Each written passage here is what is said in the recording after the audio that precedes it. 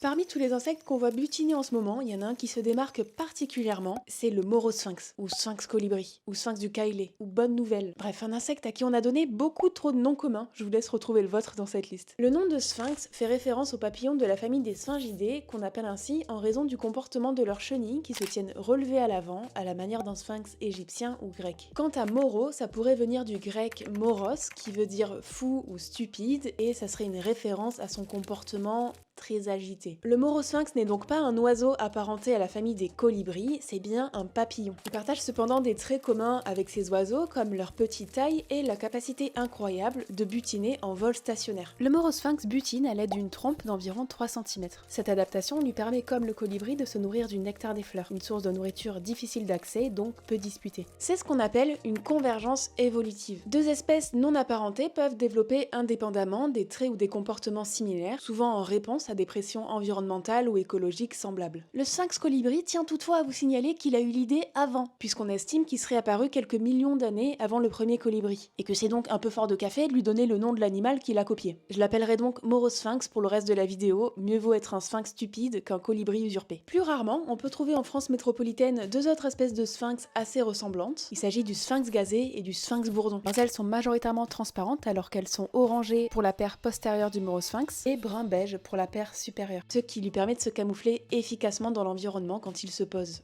La nuit par exemple. Oui, parce que même si la plupart des sphingidae sont nocturnes, le morosphinx lui est actif en journée. Vous pourrez donc facilement le voir butiner lors d'une balade dans des friches ensoleillées, mais aussi dans les jardins et en ville sur les massifs de fleurs. Par contre, accrochez-vous parce que la vitesse de pointe d'un morosphinx est de 50 km/h. Ses ailes battent environ 75 fois par seconde, ce qui lui confère une grande stabilité et maniabilité, essentielle pour se nourrir de nectar en vol et échapper aux prédateurs comme les oiseaux. Mais la contrepartie, c'est que ce vol lui coûte énormément d'énergie. Toute la journée, le morosphinx passe donc de plante à plante en décoiffant les autres papillons. Il doit butiner quasi continuellement pour compenser ses dépenses énergétiques. Donc lavande, sauge, buddleia, jasmin, chèvrefeuille, géranium, tout y passe. Le morosphinx n'est pas difficile et peut en plus s'offrir le luxe d'aller se nourrir dans les fleurs dont la corolle est très profonde. Mais notre butineur fou a une ennemie jurée, l'onagre rose, une plante originaire des États-Unis et du Mexique mais introduite en Europe comme plante d'ornement. C'est joli, mais ça tue les morosphinx. Le phénomène a été documenté en Bulgarie et c'est assez fou. En fait, quand le morosphinx essaye de récolter du nectar dans la fleur, des structures en pointe contenues à la base de cette fleur vont s'insérer dans les sillons de sa trompe et empêcher son retrait. Le morosphinx meurt donc d'épuisement en essayant de se libérer. Voilà, donc si vous aimez les morosphinx, n'en plantez pas chez vous, plantez plutôt des espèces locales, c'est toujours mieux pour la biodiversité. Il y a un truc dont on se doute pas forcément, c'est que le morosphinx est un papillon migrateur. Il passe l'hiver dans le sud de l'Europe, en Afrique du Nord ou dans le sud de l'Asie.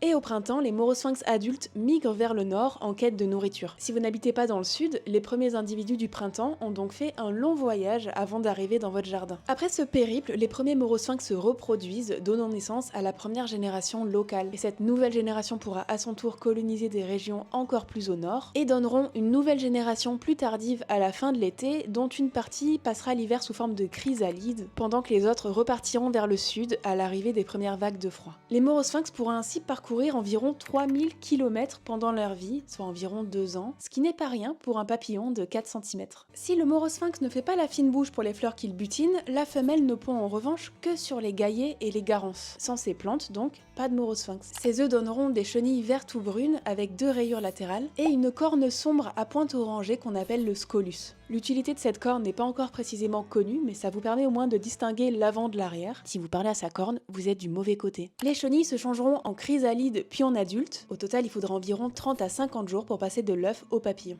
Bref, le morosphinx n'a rien à envier au colibri et il n'est certainement pas stupide, au contraire c'est un petit papillon plein de ressources et un butineur acharné. En raison de son comportement alimentaire, c'est pas le meilleur pollinisateur, parce qu'en restant à distance des fleurs, il ne rentre qu'assez peu en contact avec le pollen, donc il le propage moins, mais en tout cas il participe, il fait sa part. Merci d'avoir regardé cette vidéo jusque là, c'était Jessica et je vous dis à bientôt, bisous.